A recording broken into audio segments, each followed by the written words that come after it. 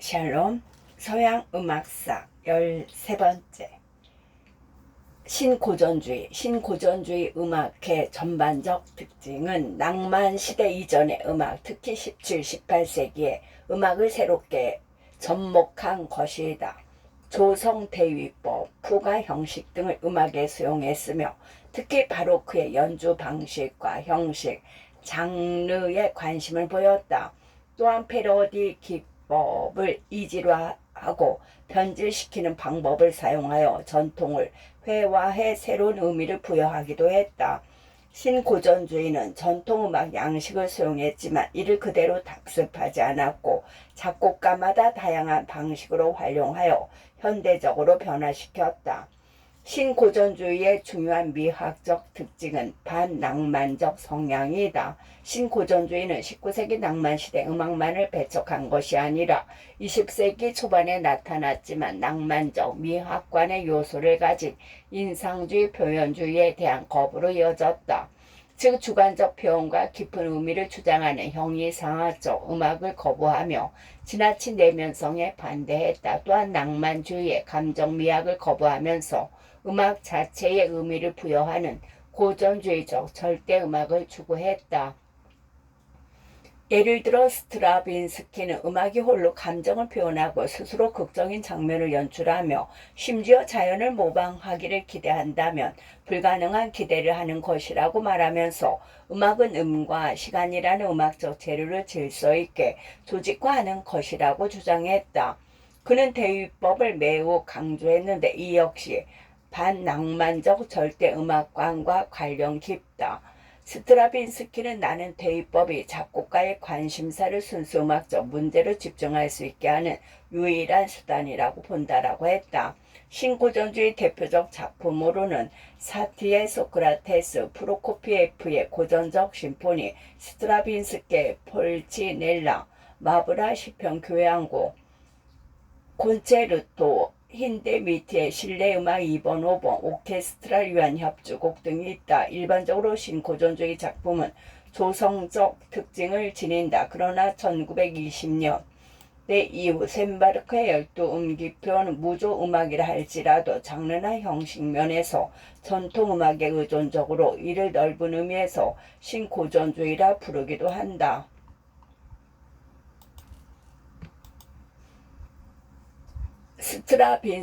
스트라빈스키는 러시아 출신의 작곡가로서 스트라빈스키 양식은 크게 세 시기로 구분된다.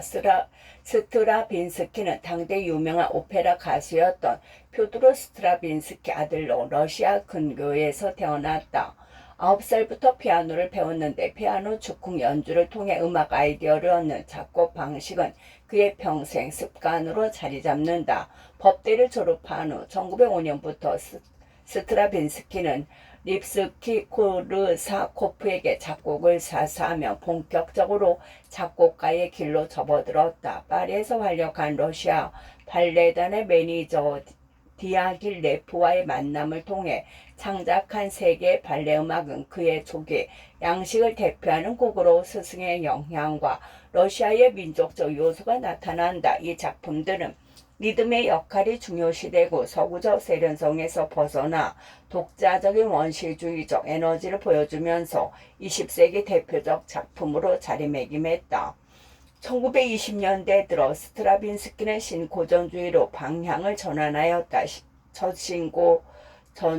신고전주의 작품은 2020년 작곡한 폴치넬라로 볼 수 있다. 발레와 성악을 위한 폴치넬라에서 스트라빈스키는 18세기의 작곡가 페르골레지와 몬짜, 갈로 등의 작품을 거의 그대로 사용했다. 그러나 이 곡들은 스트라빈스키 독창적 수정과 점과 관현악법 등으로 완전히 새로운 작품으로 탄생하였다. 그는 위대한 옛 작품에 새로운 삶을 불어넣으려고 한 것이다. 오페라 마브라에서는 오페라 푸파의 전통에 근거하여 대중적 음악소의 유형을 보여주었으며 관악기를 위한 발중주에서는 18세기 음악을 작품 모델로 삼아 소나타와 변주곡과 론도 형식을 사용했다. 그 외의 대표적 신고전주의 작품으로는 오라토리오, 오이디푸스 왕과 발레음악 아폴로 위사 제트, 시편 심포니 등이 있다. 스트라빈스키는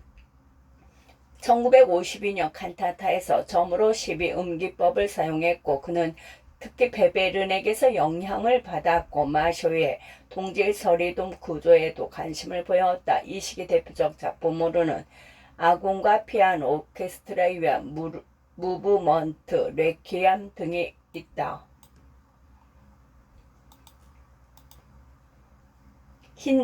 힌데미트는 계속적인 양식 변화를 통해서 급격한 현대적 어법과 조성의 바탕을 둔 정통 양식을 모두 수용한 작곡가이다. 1920년대 전반까지 힌데미티는 전통적 미학관을 거부하는 낭만적 신음악을 주로 썼고 독일 아방가르드의 선두주자로서 명성을 얻었다. 1920년대 초 발표된 그의 작품에는 표현주의적 무조음악 경향이 나타나며 낭만적 서정성과 감상성이 배제된 것이 특징이다. 이때 대표적으로 현아 사중조, 실내음악 1번 등이 있다. 현대적 신고전주의 시기는 1920년대 중반 이후 힌데미니트는 전통음악에 각별한 관심을 갖고 특히 바로크 시대 형식과 대입법적 양식을 수용했다. 그는 전통적 어법을 단순히 수용하지 않고 현대적으로 변화시키는 신고전주의 양식을 보여주었다. 음악의 선전, 수평적 흐름을 중시한 대입법을 사용함으로써 기능화성 법칙을 무시하고 논리적 음악 구조와 감정의 극대화 및 테마 모니터 발전 기법 대신 단순하고 간결한 음악 재료와 형식 곡을 통일적으로 발전시키는 리듬을 강조했다.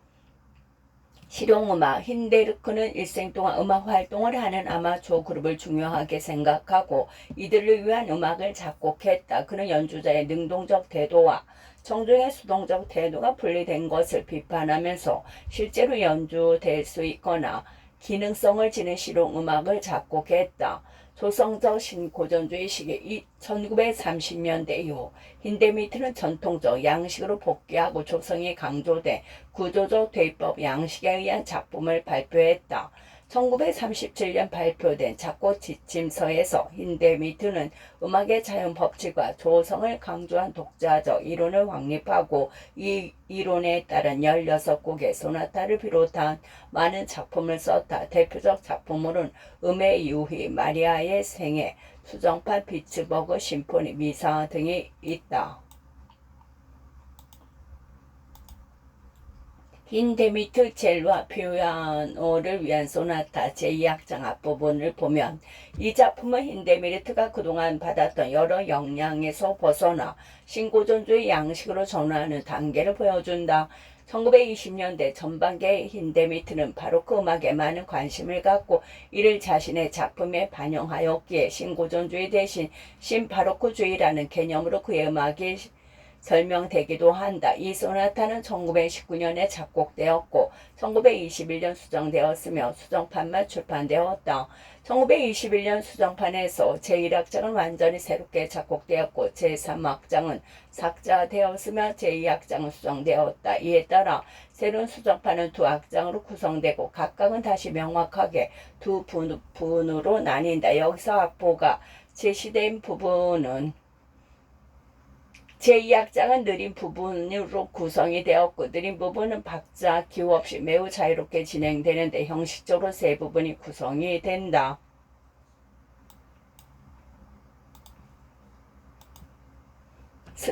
스티나토 부분은 빠른 템포에서 더욱 기계적으로 작용한다. 이 부분에서 멜로디의 다섯음 모니터는 계속 기계적 운동을 하면서 오스티나토 역할을 하는 반면에 반주부 역시 화성적 측면을 무시한 제3개의 4분음표가 이루어진 모니티가 규칙적 운동을 계속한다.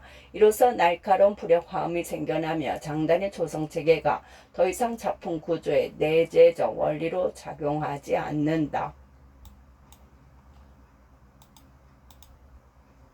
이러한 방법으로 힌데미트는 자신의 영향을 준 모델에서 벗어난 독자적 양식을 실행한다. 여기에서 음악은 근본 운동으로 축소하는 의도가 지배적이며 객관적이고 몸이 건조하고 때때로 극단적으로 강하며 기계적 힘으로 몰아가는 음악이 전개된다. 이는 감정의 상승과 부드러운 음의 인상주의적 감각을 거부하는 것이다. 또한 단순하고 간결한 재료로 연유하는 단조로운 운동이 지배하는데 이는 형식적으로 세분된 구조를 거부하는 데서 연유한다. 1920년대 신음악 2세대 음악 경향을 보면 1920년대 음악계의 중요한 변화는 젊은 세대들이 새롭게 등장하여 신음악의 세대 교체가 일어난 것이다. 이 시기에 본격적인 활동을 시작한 프랑스 6인조가 있고 대부분 1890년대 태어난 이들의 음악은 서로 다른 개성 있는 양식을 보여주었다. 그러나 이들은 공통적으로 전통적 미학에 기반을 둔 음악의 자유성에 대해 비판적이었다. 음악이란 음악에서 연주되는 예술이라는 생각, 즉 음악은 어떤 기능이나 목적 없이도 그 자체로서 의미를 가진다는 생각에 의문을 제기한 것이다.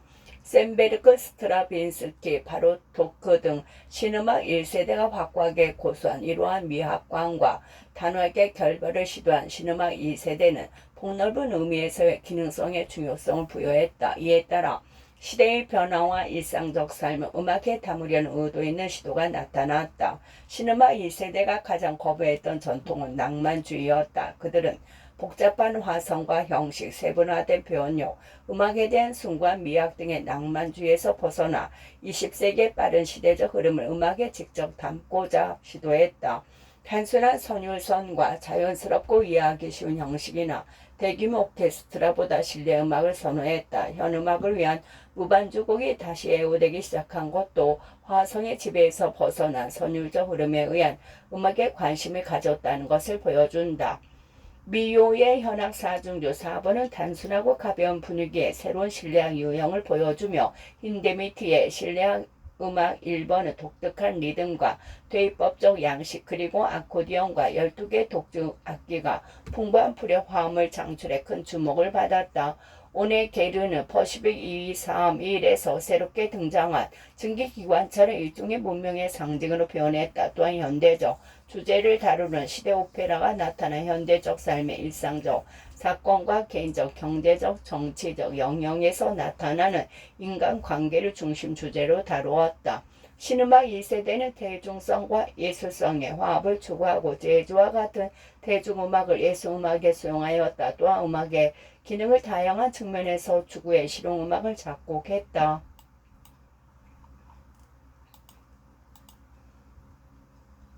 1920년대 신음악 2세대는 청중과의 공감대를 모색하면서 음악의 기능성, 실용성을 중시했다. 실용음악은 가정에서 연주되는 음악, 춤음악, 영화음악, 라디오음악, 교육용 음악 등과 같이 실용적으로 사용될 수 있는 음악을 의미하는 것으로 음악학자 베셀레에 의해서 이론적으로 뒷받침되었다.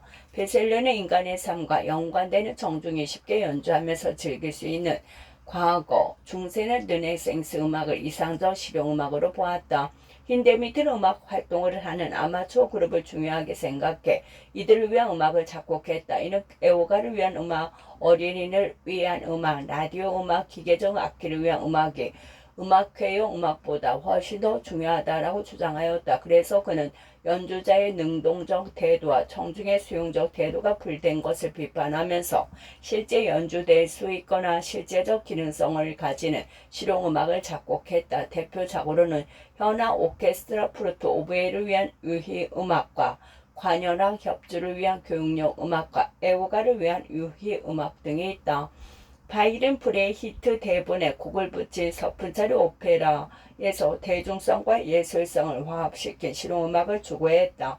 사기꾼과 뒷골무 세계 등 일상적 소재 당시 유행했던 재즈와 유행가의 수용이다. 오늘날 현대음악의 모든 분야에는 실용음악 사상이 지배하고 있다. 우리는 우리의 창조물에게 다시 자연스러운 기반을 보장해야 한다는 사실과 음악은 가장 단순한 인간적 필요에서 예술적, 정신적 표현 수단을 통해서 만들어져야 한다는 것을 동찰했다.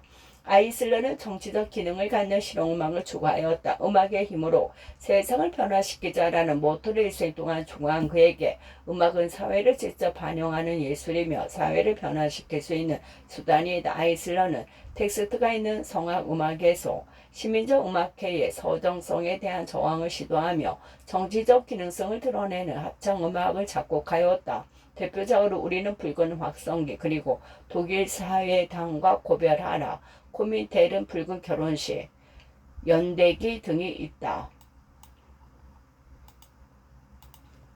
20세기에 나타난 전통 시민 문화에 대한 반발은 대중음악의 수용을 가속화하고 1920년대 예술음악의 재즈가 수용되는 형상을 낳았다. 제1차 세계대전 이후 미국의 재즈가 유럽에 소개되었는데 재즈는 음악과 춤이 결합되어 선풍적 인기를 끌었다. 일반인들뿐 아니라 예술음악 작곡가들에게도 많은 관심을 불러일으켰다. 흑인 음악으로서는 유래한 재즈는 오프비트에 따라 즉석에서 만들어지는 선율과 리듬 그룹의 선율적 사용, 힘있고 시끄러운 기하적 표현 양식, 자유롭게 감정을 표현할 수 있는 즉흥성 등의 특징을 지닌다. 이를 통해 재즈는 서양 예술음악에서는 찾기 어려웠던 힘과 격렬함, 황홀한 흥분 등을 표현했다. 많은 작곡가가 전통 예술 음악과는 본질적으로 다른 재즈의 새로운 선율과 화성 리듬에 흥미를 가졌고 전통 오케스트라 형태와는 다른 재즈 밴드의 악기 편성에서 영향을 받았으며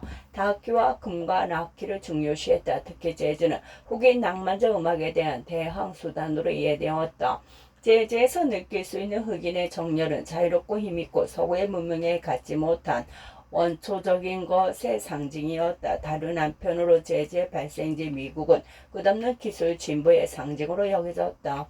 예술음악에서 재즈 수용은 드뷔시의 피아노 작품 어린이 정경까지 거슬러 간다. 스트라빈스키 병사 이야기에서는 재즈적 특징이 잘 나타나며 흰 데미티의 피아노 몽곡에서는 지미 보스턴, 렉타임 등 재즈 춤곡이 수용되었다. 민요는 세계 창조에서 재즈를 사용했고 코플랜드는 피아노 협주곡에서 재즈의 스윙 사운드를 사용했다. 그 세네개 오페라 조니가 연주해서는 재즈 밴드 바이올린 자인 흑인 조니가 주인공으로 나와 재즈 음악을 다양하게 활용했다. 이 작품에서 미국은 삶의 충만과 낙천주의적 긍정, 쓸모없는 골똘함으로부터 자유, 순간의 행복에 대한 볼모를 위한 상징으로 표현되었다. 또한 라벨의 피아노 협주곡 지장주에서도 재즈의 리듬과 즉흥적 연주 기법의 요소가 예술 음악과 융합을 이루었다. 인데미트 피아노 몽고 보스톤 이 곡은 초기 힌데미트의 창작곡 중에 가장 유명한 작품 중 하나로 1920년대 젊은 작곡가들의 새로움을 추구하는 어떤 방식으로 접근했는지 잘 보여준다. 이 몽곡은 행진곡, 쉬미, 이상곡, 보스톤, 잭타임으로 구성되어 당시 유행했던 재즈 춤곡인 쉬미, 보스턴, 렉타임을 전통 몽곡 형식으로 연결함으로써 예술 음악과 대중음악의 연결을 시도했다. 이 몽곡의 구성 악장은 전통 몽곡 형식과 밀접한 관계가 있다. 첫 번째 곡인 행진곡은 몽곡의 알라망드와 상호 관련을 갖는다. 몽곡의 개시 악장은 일반적으로 두 박자 계통에 빠르게 움직이는 알랑망드의 성격은 행진곡과 유사하기 때문이다. 취미는 생기는 춤곡으로 목가춤 마두로 시작하고 부분적으로 부점에서 구성되는 쿠랑트를 연상시킨다. 이상곡은 우아한 성격에 들인 춤곡인 사라방드와 유사하고 보스턴은 사브렌 3박자에서 규칙적으로 움직이는 춤곡이다. 미누엣을 염두에 둔 듯하다. 마지막으로 빠르고 매우 생기있게 진행하며 몽곡을 마무리하는 랭타임은 지그의 형 성격과 유사하다. 보스턴 여기서 소개된 보스턴은 시미 넥타임과 마찬가지로 미국에서 유래한 재즈 춤의 하나이다. 보스턴은 원래 왈츠에서 유래한 것으로 음악적으로나 춤 동작으로나 기본적으로 3박자 계통에 느린 왈츠와 유사하다. 그러나 보스턴의 동작 왈츠처럼 원무가 아니고 앞뒤로 미끄러지는 교대 동작의 춤곡이다. 가볍고 둥근 동작의 특징인 보스턴은 매우 빠르게 추는 춤으로 춤을 출 때 걷는 것이 아니라 가볍게 미끄러지는 듯한 느낌으로 진행된다. 보스턴 춤 음악과 당시 춤곡의 차이점은 단조 조성을 갖는다는 것과 템포의 변화가 심한 것, 센티멘털한 리듬 등이다. 또한 비엔나 왈츠와의 다른 점은 강약약의 세 박자감이 뚜렷한 왈츠에 비해 보스톤에는 첫 번째 박자만 강세가 나타나고 두 번째, 세 번째 박자는 강세 없이 진행된다는 점이다. 힌데미티의 이 곡에는 보스턴 춤곡의 특징이 잘 나타난다. 이 곡의 악상 기호인 템포 루바토 그리고 자주 나타나는 아첼렐란토, 니타르단도는 보스턴의 강한 템포 변화를 반영한다. 더 나아가 템포의 변화는 이 곡의 형식 구분에 중요한 역할을 한다. 중심 템포는 세 가지로 구분할 수 있는데 중간 정도의 매우 자유로운 템포와 빠른 템포들인 왈츠 템포가 그것이다. 레치타티보와 유사한 루바토 부분이 첨가된다. 각 부분은 기본적으로 동일한 모니터를 사용하고 중심 모니터는 일종의 즉흥적 변주 기법에 의하여 변형된다. 기본적인 음재료는 예를 들어 부점의 정식 모티브는 이것은 레치타티브 부분 외에 어디든지 자주 나타난다. 다양한 템포 변화 속에서 계속 반복되면서 이 곡의 동일성을 구성하는 역할을 한다. 그 외에도 곡의 시작 모티브는 레치타티브 부분에서 매우 자주 등장하여 중심 기능을 담당한다. 또한 이 곡에서는 보스턴 춤곡과 마찬가지로 두 번째, 세 번째 박자가 강조되지 않았다.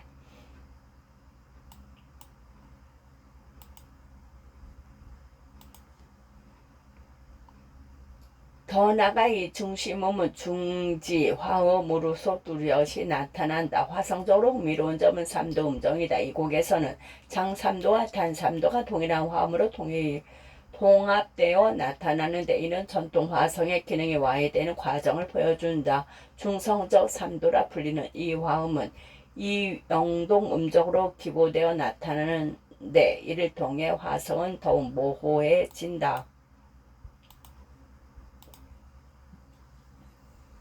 신음악 2세대 작곡가 마일은 시대 비판적 무대음악을 통해 명성을 얻었다. 그는 브레히트와의 공동 작업을 통해 당시에 유행했던 춤곡과 유흥음악 등을 단순한 기법으로 종합한 무대음악을 만들었다. 행복한 종말과 마고나시의 흥망, 그는 청중이 쉽게 이해하고 즐거움을 느낄 수 있는 음악이 진정한 음악이라고 생각했다. 음악은 폭넓은 청중의 관심에 접근해야 한다. 왜냐하면 이러한 방법을 통해서만이 음악이 자신의 삶을 찾을 수 있기 때문이다. 먼저 음악의 의미 있는 실용음악이 되기 위해서는 과거에 가졌던 알게시움과 음악 활동의 기쁨을 찾아야 한다. 바일의 대표자 첫 번째로 오페라는 브레이트 대분에 의한 작품으로 주제와 음악 양식에서 새로운 면모를 보인다. 런던의 빈민촌을 배경으로 하는 이 작품의 등장인물은 거지들의 동호회를 설립하여 사람들의 동정심을 유발하도록 분장시킨 거지들을 거느린 피점과 아버지의 적수인 사기꾼 맥케이와 사랑에 빠진 피첩의 딸 폴리, 그리고 살해죄를 뒤집어쓰고 고발당하는 맥키 등이다. 사기꾼과 뒷골목 세계를 소재로 사회 고발적 성격을 지닌 이 작품에는 상스러운 말과 일상적 대화가 주로 이루지만 동시에 비레이트 두 개의 예술성이 나타난다. 음악적으로 두드러진 특징은 유행가와 재즈, 무곡 등을 사용한 것이다. 시민의 일상생활에서 쓰이는 상도적 언어나 범죄 자아들이 사용하는 언어와 어울리는 음악을 사용하기 위해 유흥음악과 일반 대중이 즐겨 부르던 노래 등을 사용했다. 그러나 이러한 요소를 단순히 그대로 작곡하지 않고 예술적으로 변화시켰다. 예를 들어 가볍게 풍자된 바로크 서곡풍의 첫 번째 장면 이후 나타나는 2번 살인자 맥키 매선은 유행가적 선율을 중심으로 이루지만 단순한 선율과 화성의 유금, 정과 화음, 부가적 삼음, 계류음, 잘못된 베이스를 사용해 원래 음악과 달라진다. 1935년 미국에 정착한 바일은 계속 예술음악과 대중음악의 벽을 허물고자 노력했다. 그는 브로드웨이 뮤지컬에 진출하여 어둠 속의 여인과 비너스와 다 한 번의 접촉 등으로 큰 성공을 거두고 영화 음악에도 관심을 보였다.